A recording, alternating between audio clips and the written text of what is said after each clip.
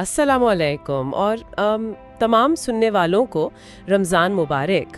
हम इस बाबरकत महीने में अपने एक बहुत ही ख़ास 30 रोज़ा सफ़र पर निकले हुए हैं। जी बिल्कुल, एक 30 रोज़ा सफ़र। हाँ, तो हमारा मकसद इस ज़मीन पर चलने वाले अजीम तरीन इंसानों यानी इस्लाम के पैगंबरों की ज़िंदगियों को एक नए और कदरे गहरे ज़ाविये से देखना है। और रमज़ान के इस सफ़र में आज हम 12वें दिन तक पहुंच चुके हैं।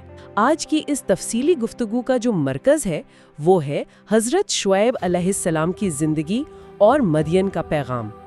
लेकिन सबसे पहले तो ये बताएं कि ये मदियन आखिर है क्या? बेहतरीन ज़रई ज़मीनें, दुनिया की अहम तरीन तिजारती शाहराहों पर उनका मुकम्मल कंट्रोल।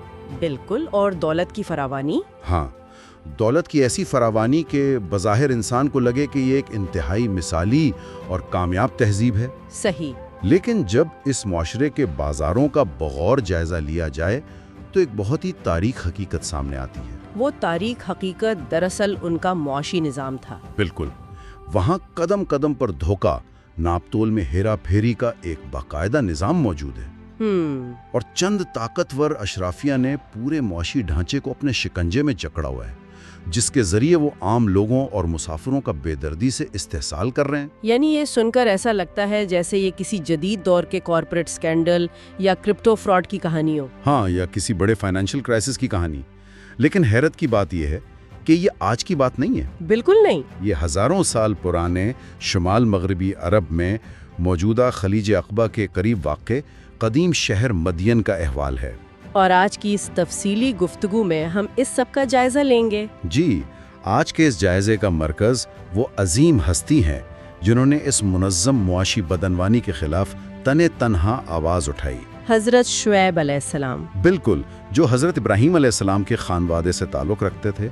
ये एक ऐसी शख्सियत हैं जिनका तस्करा मुख्तलिफ तहजीबों में मिलता है, जो बज़ाते खुद एक बहुत दिलचस्प बात है। बिल्कुल, और देखें इस तफसीली गुफ्तगू का मकसद महज एक कदीम तारीखी वाक़या बयान करना नहीं है। सही। ये इंसानी नफ्सियात, मौशरती रवैयों और मौशी निज़ाम का एक ऐसा गहरा मुताला है जो आज की ग्लोबल इकॉनमी और जदीद कारोबारी दुनिया से बहुत ज़्यादा मुमासलत रखता है। हाँ, हैरत अंगेज़ मुमासलत रखता है।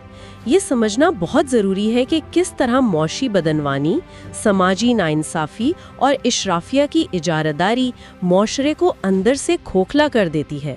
मदियन की खुशहाली और उसके अखलाकी जवाल की जड़ों को समझने के लिए ना हमें उनके जोग्राफियाई और माशी मॉडल को देखना होगा। जी, वो बहुत अहम है।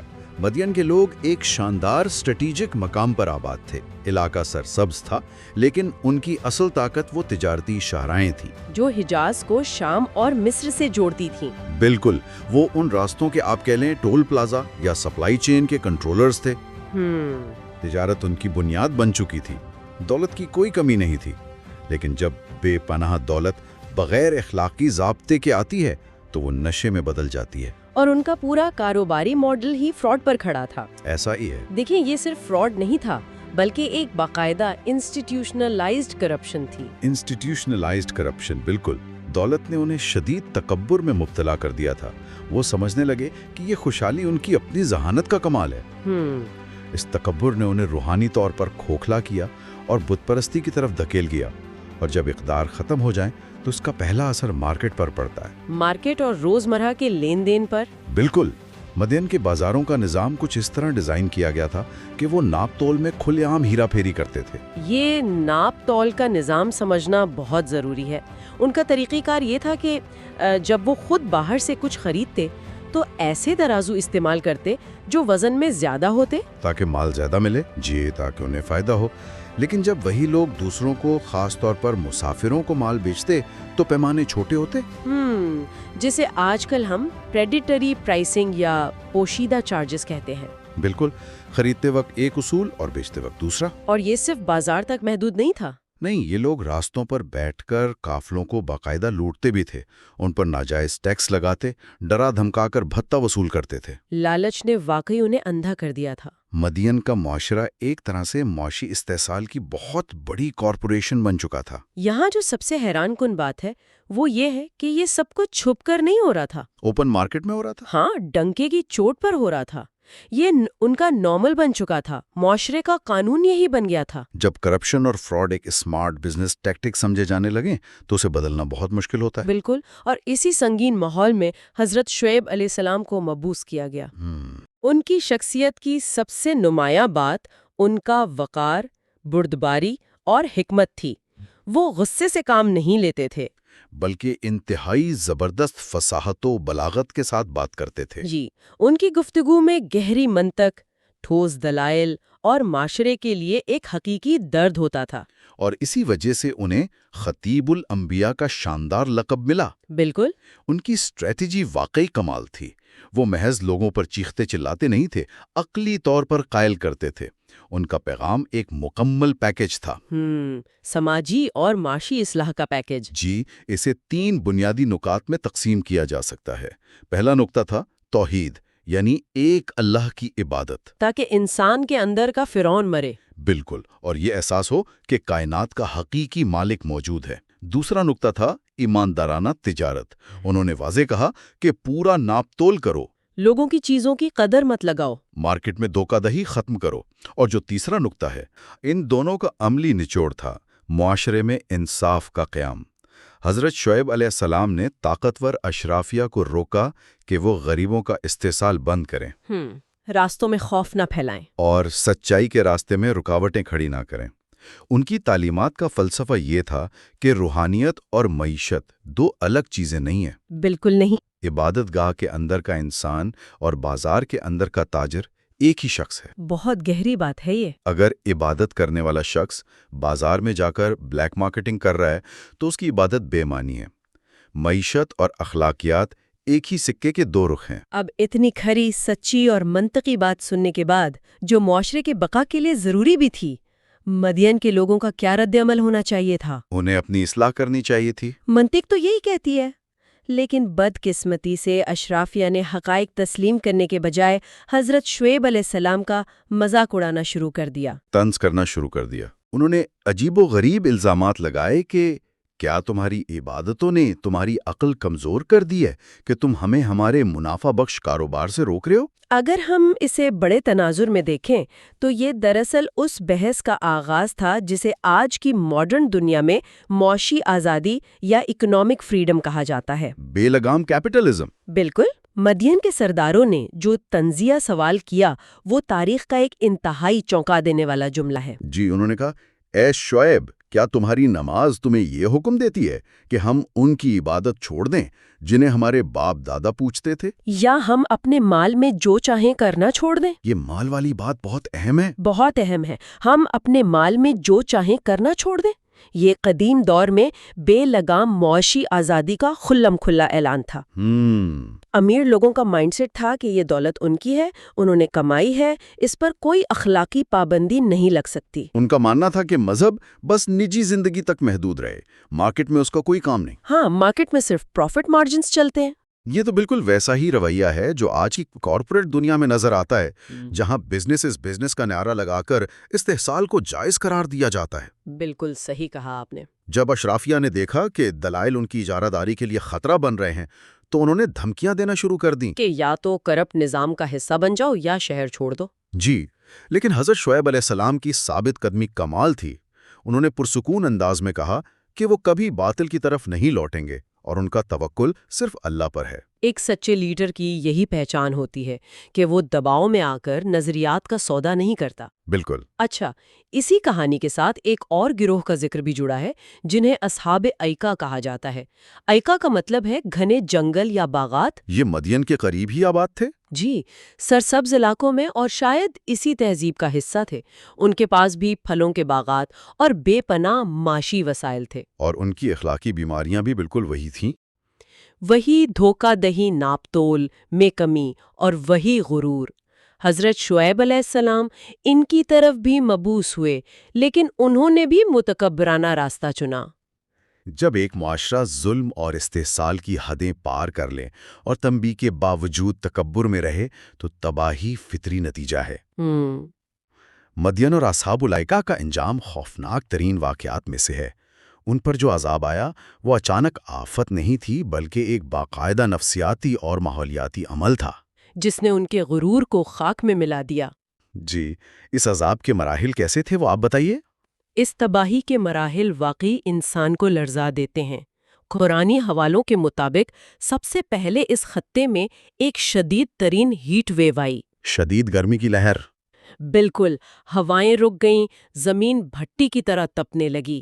جو لوگ اپنے محلات اور باغات پر فخر کرتے تھے وہ اس حب سے بے حال ہو گئے۔ سانس لینا عذاب بن گیا ہوگا۔ کئی دنوں کی اذیت کے بعد اچانک آسمان پر ایک گہرا اور سایہ دار بادل نمودار ہوا۔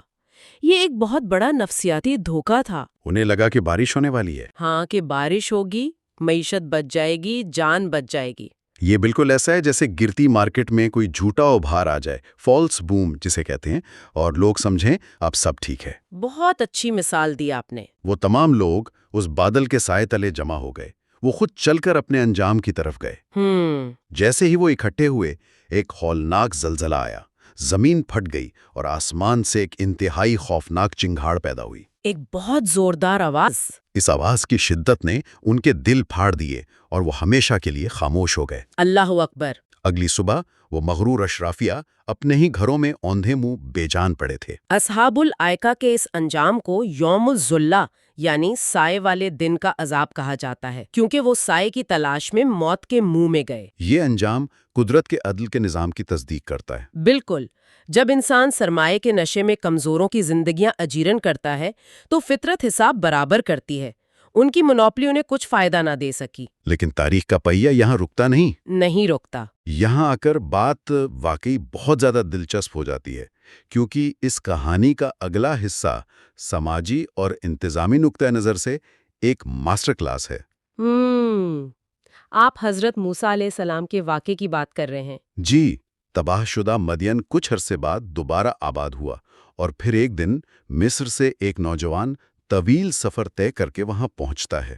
حضرت موسیٰ علیہ السلام۔ بالکل، فرعون کے ظلم سے بچ کر وہ مدین کے کنویں پہ پہنچتے ہیں اور دیکھتے ہیں کہ دو لڑکیاں اپنے جانوروں کو روکے کھڑی ہیں، کیونکہ وہ مردوں کے ہجوم میں نہیں جانا چاہتی۔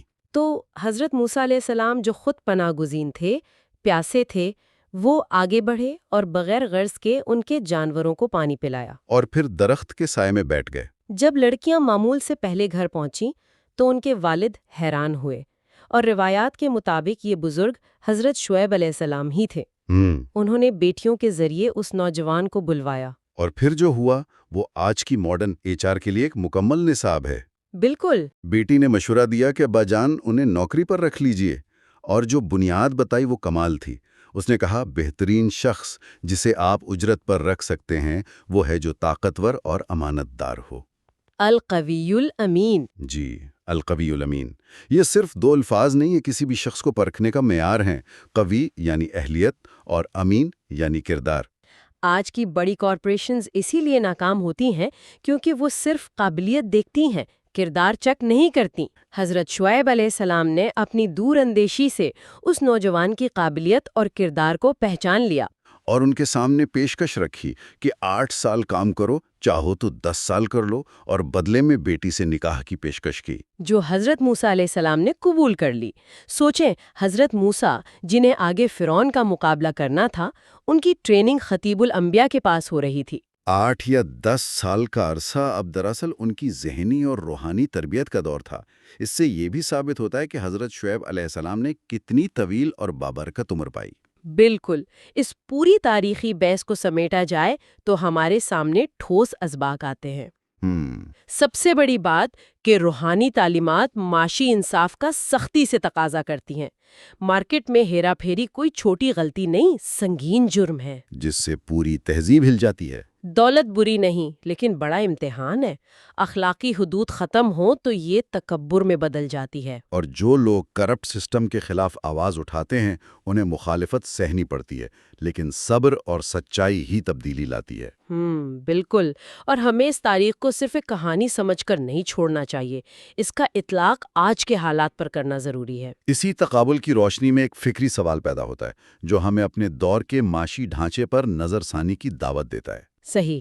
جب ہم آج کی گلوبلائزڈ معیشت، کارپوریٹ فراڈز اور غریبوں کا استحصال دیکھتے ہیں تو انسان سوچنے پر مجبور ہوتا ہے کہ کیا ہماری نام نہاد جدید دنیا اندر سے بالکل اسی قدیم مدین کی طرح تو نہیں ہو چکی؟ بہت گہری بات ہے۔ ہم نے ٹیکنالوجی میں ترقی کر لی، لیکن کیا ہمارے اندر کا وہ لالچی انسان تبدیل ہوا ہے؟